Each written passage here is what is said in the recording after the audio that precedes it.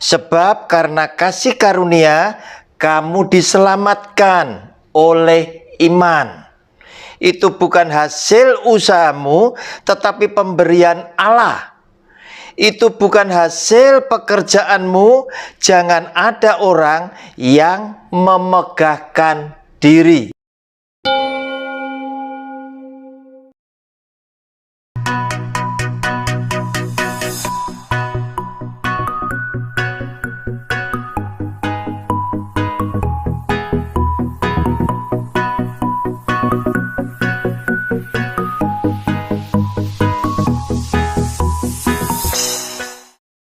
Shalom, jumpa kembali dengan channel pribadi saya lewat program Sabar Selidiki Alkitab bersama Roni Suwono.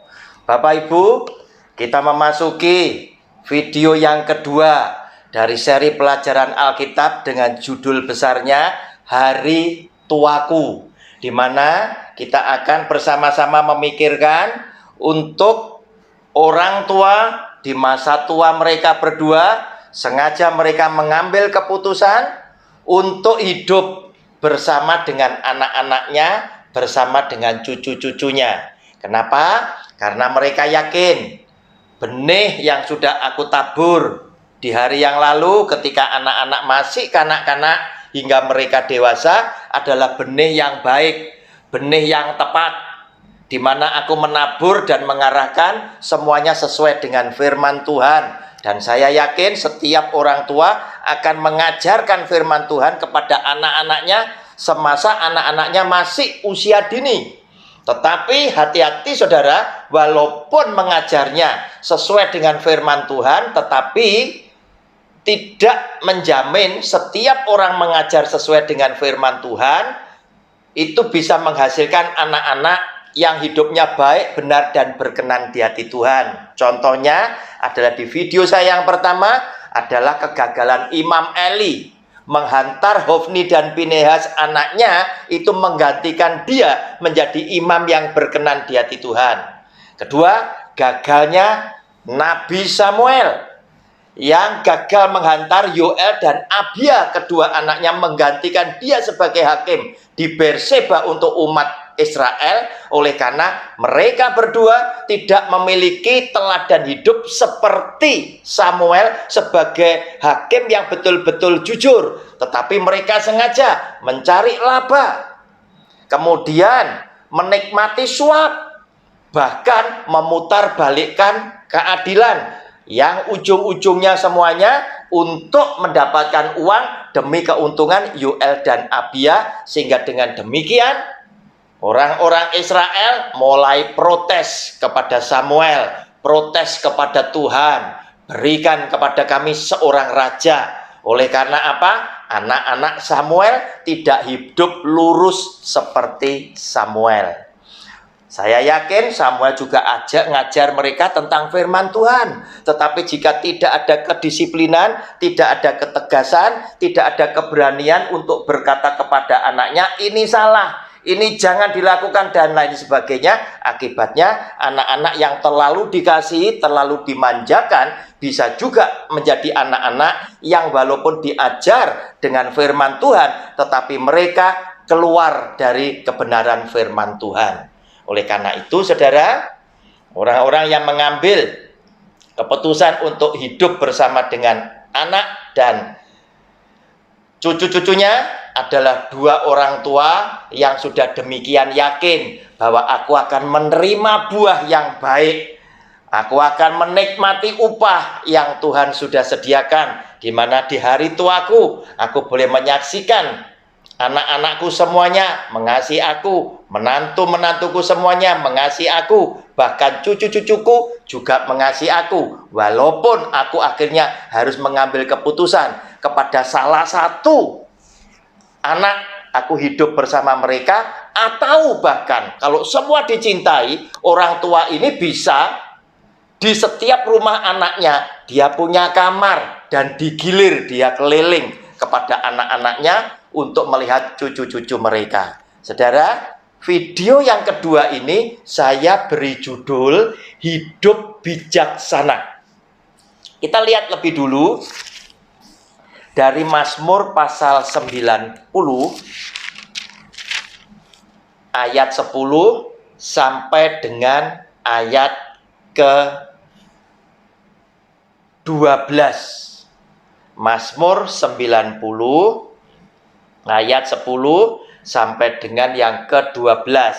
Demikian bunyi firman-Nya. Masa hidup kami 70 tahun. Dan jika kami kuat 80 tahun. Dan kebanggaannya adalah kesukaran dan penderitaan.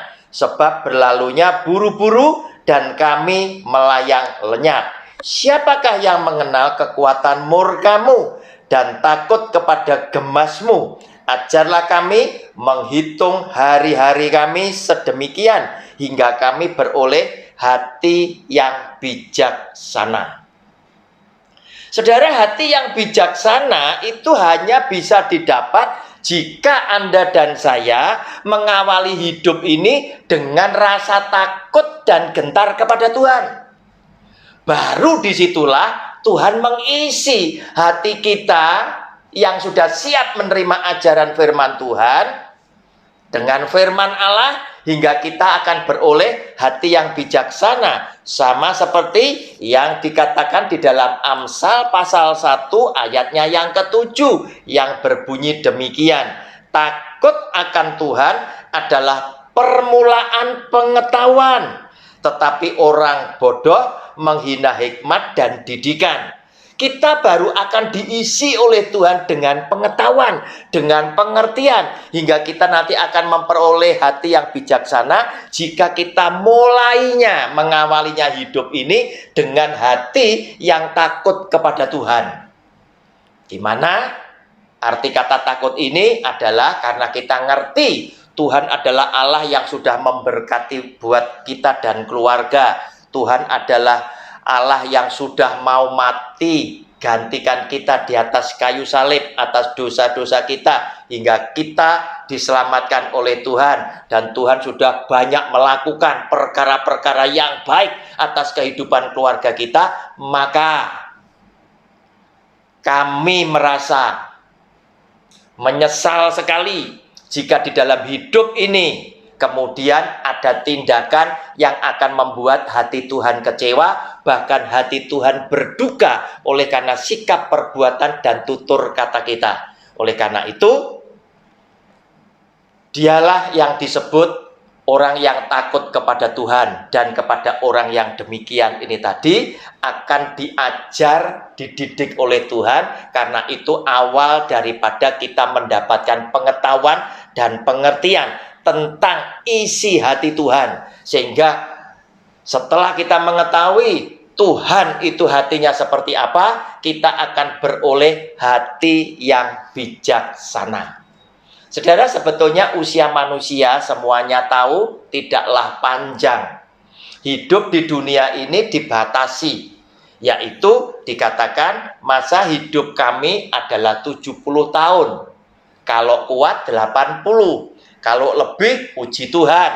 Tetapi jelas, manusia tetap harus sadar bahwa hari kita pulang kepada Sang Pencipta tetap harus dijalani oleh setiap manusia.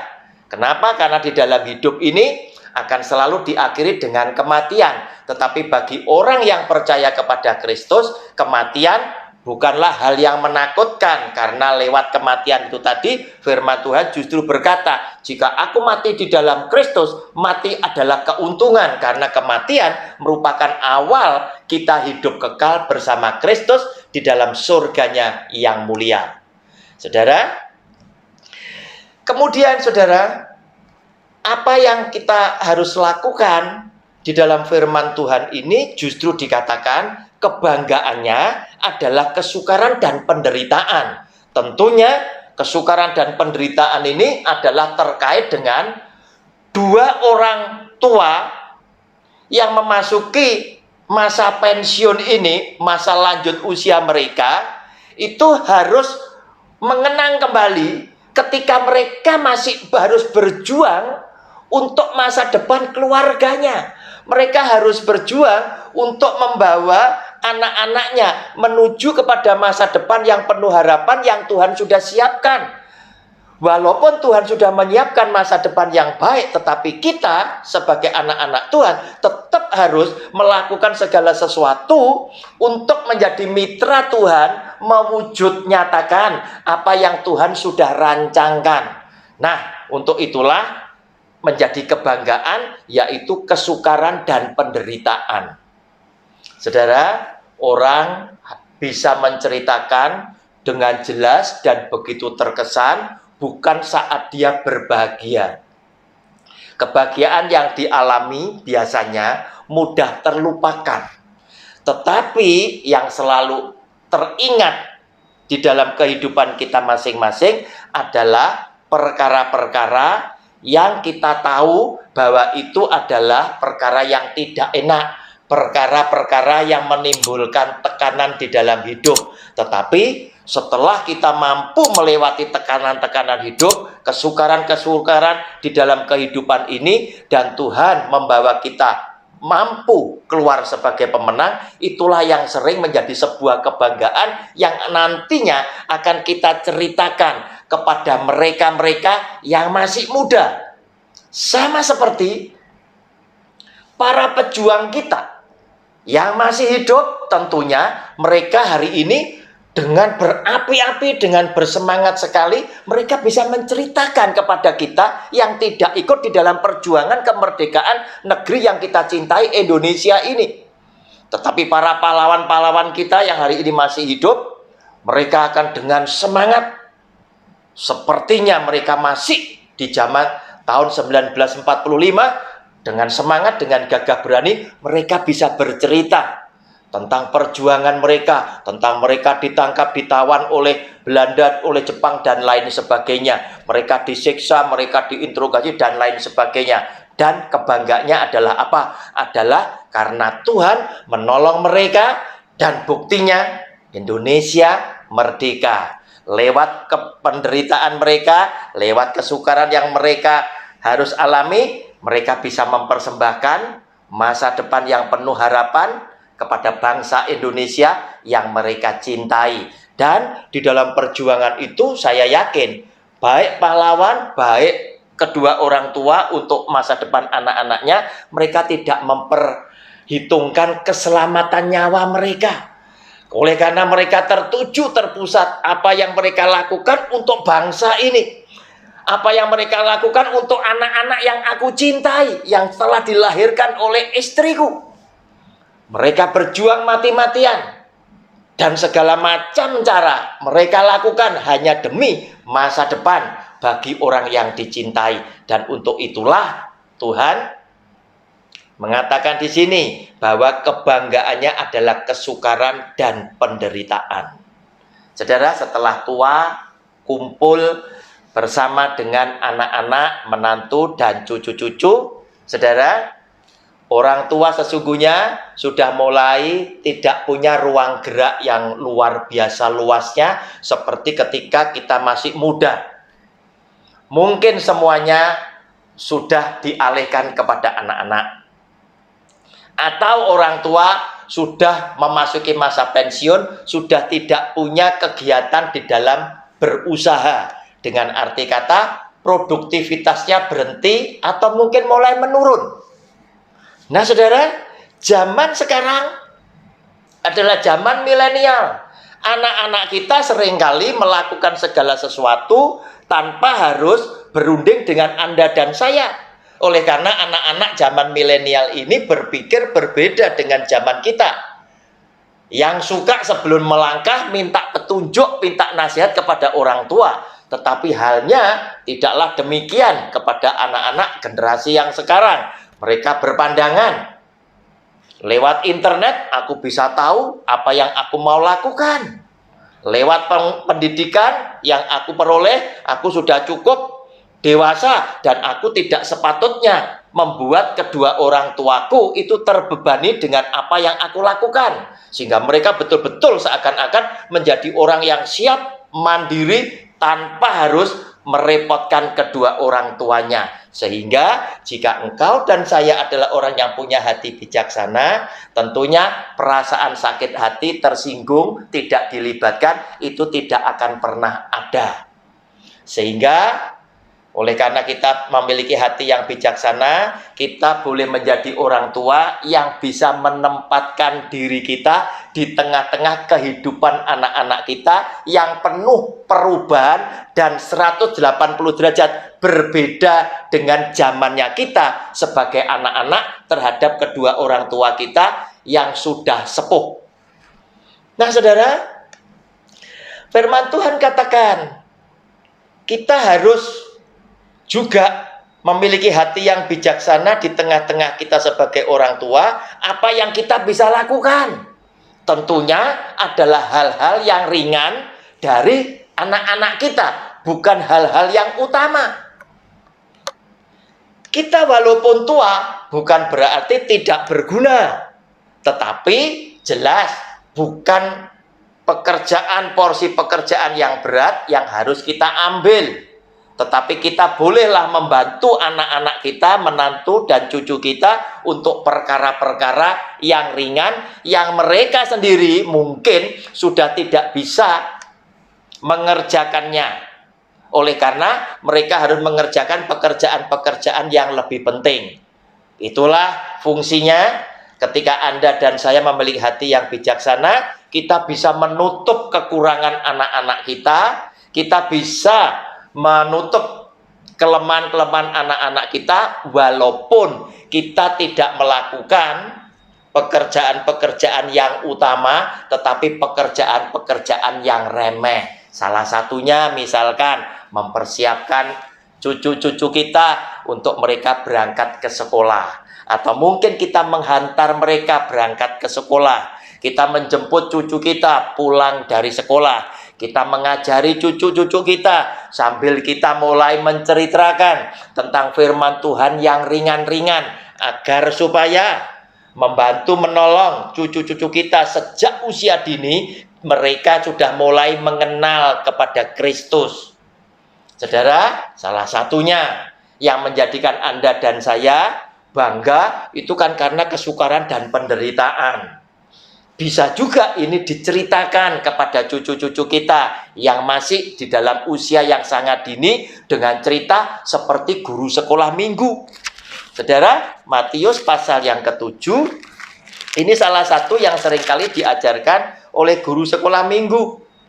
Ayat 13 dan 14 yang berkata demikian.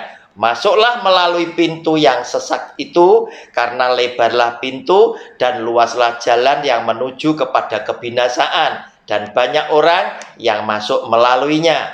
Karena sesaklah pintu dan sempitlah jalan yang menuju kepada kehidupan, dan sedikit orang yang mendapatnya. Saudara, kita bisa selipkan di dalam cerita kita pada saat kita mengajari anak-anak kita mungkin sedang mengerjakan PR-nya, dengan kita memberikan cerita seperti guru sekolah minggu yang mulai bercerita. Tuhan Yesus bercerita bahwa di dalam hidup ini ada dua jalan, yang satunya lebar, yang satunya sempit. Yesus yang adalah Tuhan menasihati, kamu jangan lewat jalan yang lebar. Kenapa? Karena jalan yang lebar ini adalah jalan yang membawa setiap orang yang melewati itu menuju kepada kebinasaan. Saudara, jangan berhenti sampai di sini, karena mereka mulai membayangkan, bukankah jalan yang lebar memang nyaman untuk dilewati? Bukankah jalan tol dibangun untuk membuat orang melewati itu lebih cepat lagi dan lebih nyaman lagi? Tetapi kita mesti terangkan, yang dimaksud oleh Tuhan Yesus, jalan yang lebar adalah jalan hidup orang-orang banyak yang seringkali tidak mau diisi dengan aturan-aturan tertentu. Sehingga mereka melakukan perbuatan hidupnya itu menurut pikiran manusia sendiri, bukan menurut pikiran Tuhan. Salah satunya ketika Tuhan berkata, hormatilah ayahmu dan ibumu. Ternyata ada begitu banyak orang yang melewati jalan yang lebar, belum tentu mengasihi kepada ayahnya dan ibunya, walaupun mereka menjadi orang yang sukses. Nah, tetapi sebagai ikatan, sebagai etika, karena mereka sadar bagaimanapun juga mereka adalah ayahnya dan ibunya. Mereka hanya kirim uang untuk memelihara kedua orang tuanya. Tetapi sesungguhnya apa yang dikehendaki oleh kedua orang tuanya bukan sekedar uang, tetapi adalah perhatian kalian kepada aku. Itu yang lebih aku utamakan. Sebagai bentuk engkau mengasihi dan menghormati kami sebagai orang tua yang telah berjuang untuk masa depanmu, hingga hari ini engkau menikmati masa depan yang baik. Nah saudara, itu mesti diceritakan. Sedangkan jalan yang sempit menuju kepada kehidupan.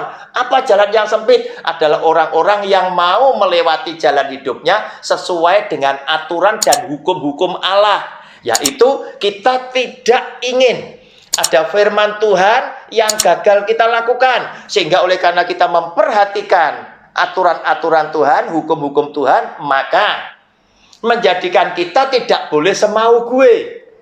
Menjadikan kita mesti melihat akan hukum-hukum Tuhan. Aku juga mesti mengasihi itu orang tuaku. Sehingga ketika aku sukses, aku mesti berbagi kasih karena kedua orang tuaku adalah orang yang luar biasa di dalam kehidupanku. Demikian pula ketika aku sukses, aku juga harus mengasihi saudaraku. Oleh karena saudaraku ketinggalan, aku harus juga angkat dia untuk sama-sama meraih keberhasilan bersama aku. Nah, inilah yang menjadikan jalan itu diandaikan dengan jalan yang sempit.